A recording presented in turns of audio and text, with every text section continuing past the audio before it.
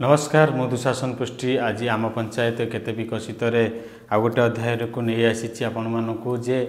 देखा जे के भाव में वर्तमान चली विधानसभा आम कामाख्यानगर विधायक प्रिय विधायक शत्रुघ्न जेना वर्तमान विधानसभा मुख्यतः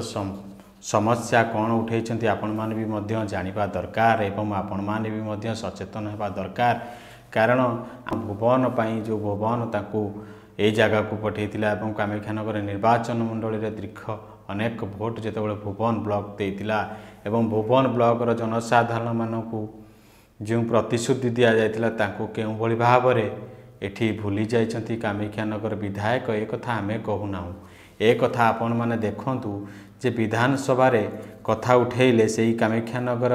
विधायक शत्रुघ्न जेना जे 85%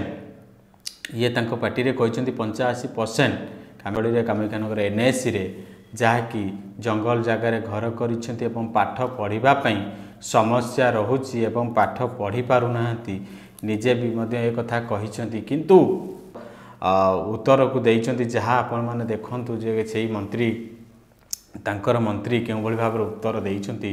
ये भी मध्य तार रखीचु आम आपण मानकू देखौचु किंतु एठी बड़ प्रश्न उठुची जो कामाख्यानगर विधायक भुवनवासी को दिन में लंठन देखते एवं विजय पर जितेबले आम कही रखुचु जितेबले विजय पर भी ये भुवनवासी को गोटे भरोसा देते 2 नंबर 1 नंबर 3 नंबर वार्ड रे जो भोटर माने रहउचंती एमाने भी मध्य खंडिए प्रधानमंत्री आवास योजना घर वंचित रहउचंती एवं घर खंडिए पाई पारुना कारण आंको पट्टा बाधक साजिछि ये पट्टा खंडिए तो पाई पारिले नहीं एवं घर खंडिए पाई पाइले नहीं ये कथा जहाँकि एनएसी ऑफिसर माने कहउचंती तुमर पट्टा नहीं तुम घर पाई पारिबो नहीं एवं दीर्घ वर्ष हबो ये समस्या लागी रही किंतु वर्तमान जो मिछ प्रतिश्रुति देइतिले कामाख्यानगर विधायक मिछ देइतिले कि सत देइतिले आपण जानतु कारण ये सरकार 18 मास आसवा पर भी मध्य वर्तमान सुधा से कामाख्यानगर विधायक कौन प्रकार पदक्षेप नहीं पारे ना एवं द्वितीय पक्षे जीवा से कहते 2026 मसीहा सुधा 2026 सरीवा सुधा कौन व्यक्ति मुंड व्यक्ति माने ए प्रधानमंत्री आवास योजना योग्य हिताधिकारी माने पाइबार वंचित हेबेनी किंतु आमे से विधायक कामाख्यानगर विधायक को कही रखुचु जे केते योग्य हिताधिकारी पाउछंती आपण माने जानिछंती एवं आपण माने विचार करंतु आमे भी मध्य तार देखेबु किंतु आपण प्रथम सुनंतु विधायक कोन कहिछंती एवं कोन करूछंती ए दृष्टि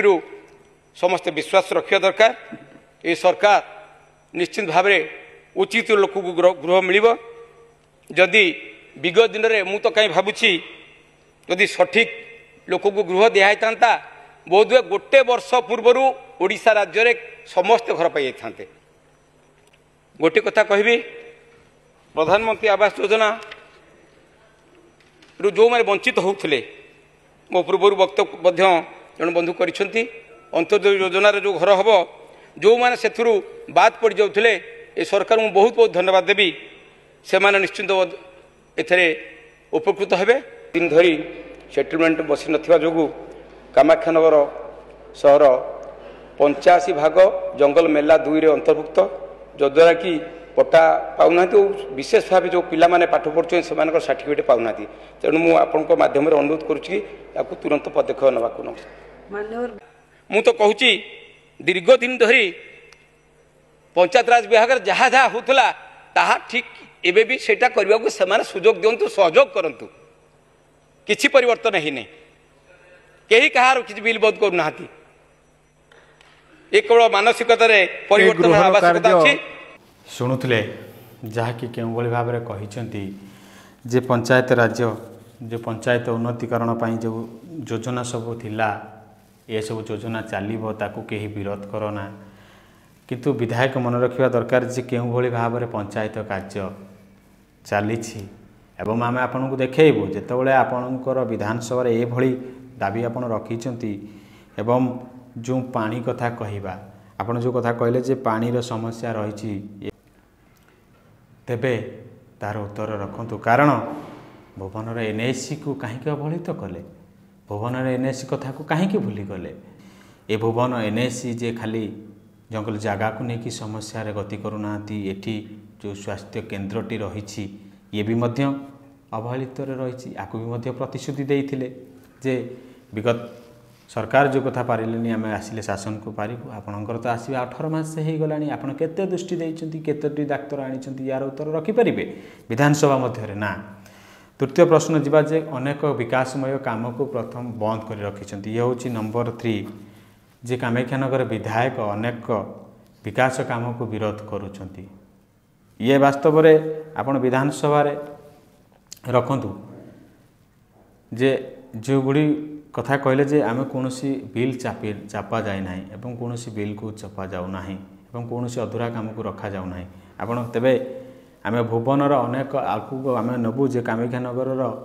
अनेक दृश्य आपन को देखेबु जे ये केते विकास करछन्ते एवं विकास ना रे केते विनाश करूछन्ते कारण आमे एथि पई कहूछु जे भुवनर माफिया मन को विकास करुछन्ति किंतु जनसाधारण मान को हता आदर करुछन्ति वोटर मान को हता आदर करुछन्ति ये आगामी एपिसोड रे आमे आपन को देखेबु जदि आपण मान को आमे प्रश्न देलु जे 4टी प्रश्न को आपण मान यार मतर उत्तर रखंतु प्रथमतः भुवनर गोष्ठी स्वास्थ्य केन्द्र को अवहेलित द्वितीयतः भुवन एनएसी को भूली जाई कामाख्यानगर एनएसी कथा उठेले विधानसभा मध्य पवित्र गृह रे तृतीय कथा जे अनेक कामाख्यानगर विकास को बाधक साजिଛନ୍ତି विधायक बोली जहाँकि आलोचना होची चतुर्थ रे भुवनर अनेक विकास काम को स्टॉप करके रखिଛନ୍ତି से विधायक बोली आलोचना होची यही 4 पे चाहूचंती एवं जनसाधारण माने आपण मानकर मत भी मध्य रखंतु जे यही 4टी प्रश्न केते दूर आपण मानकर उत्तर आमे अपेक्षा रे रहिलु कारण ये 4टी प्रश्न विधायकों पई कारण ये जो मिछ प्रतिश्रुति देइथिले एवं दिन रे लंठन देखैथिले यार उत्तर से रखंतु एवं भुवनवासी को गोटे प्रकार सहाय होंतु एभली वीडियो आगु देखिया पे हम चैनल को लाइक शेयर सब्सक्राइब करने को भूलंतु नहीं। रहुची नमस्कार।